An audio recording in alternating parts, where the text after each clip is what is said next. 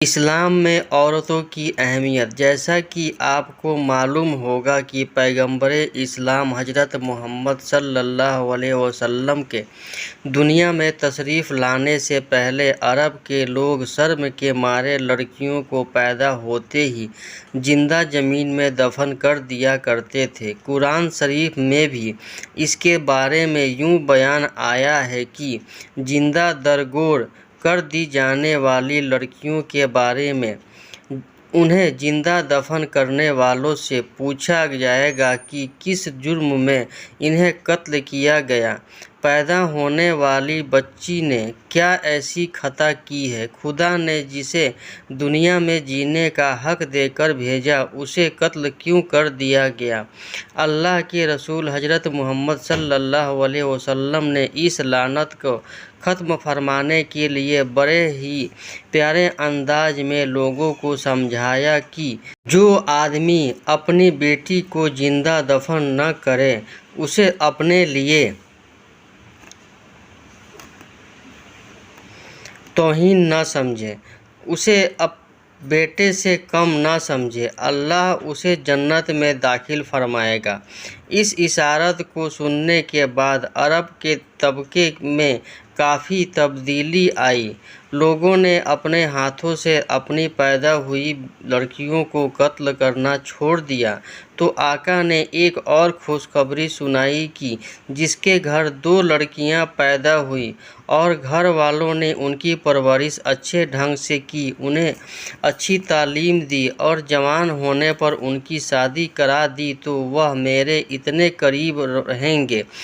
اتنا فرماتے ہوئے آپ نے اپنی 2 انگلیوں کو اشارہ فرمایا، مطلب بالکل قریب۔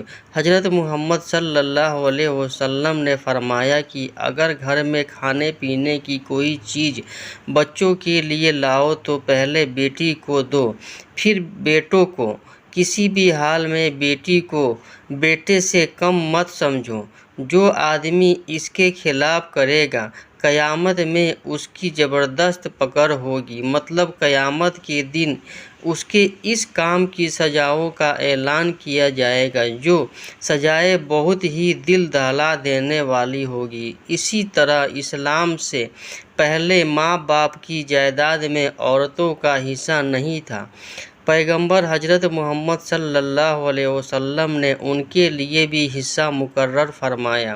قرآن شریف میں ان کے حصوں کا بیان بڑی تفصیل سے آیا ہے، جس کی روشنی میں عورتیں اپنے ماں باپ کی جائیداد اور بیویوں اپنے شوہر کی جائیداد میں حصہ دار مقرر کی گئی۔ اس قانون کے نازل ہونے سے پہلے لوگ و رشتہ دار مرنے والوں کا مال دبا لیا کرتے تھے۔ اسلام نے یہ بھی تعلیم دی کہ مرنے والوں کو اولاد اگر نابالغ ہو اور اپنے حصے کی جائیداد و مال کی حفاظت کرنے کے قابل نہ ہو تو خاندان کے لوگ اس کی حفاظت کریں اور قابل ہو جانے کے بعد انہیں سونپ دیں۔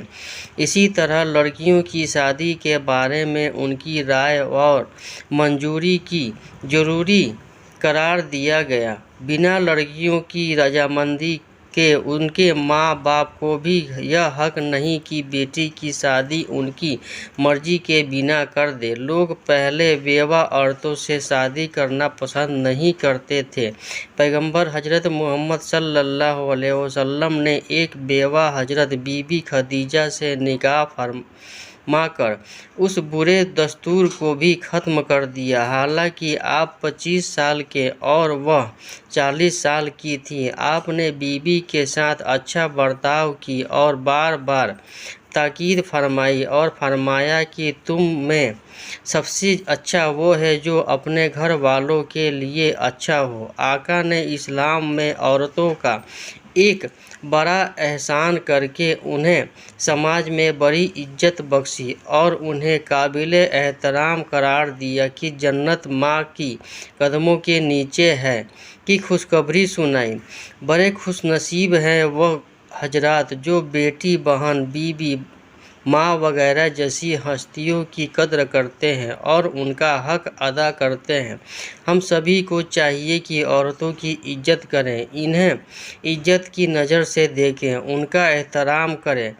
اگر ان پر کوئی ظلم ہو رہا ہو تو اس کے خلاف آگے آئیں۔ ضروری نہیں کہ عورت کس مذہب کی ہے، اگر کوئی مصیبت میں ہے تو ہر مسلمان کا ذمہ داری ہے کہ ان کی مدد کرنے کے لیے ہمیشہ آگے رہے۔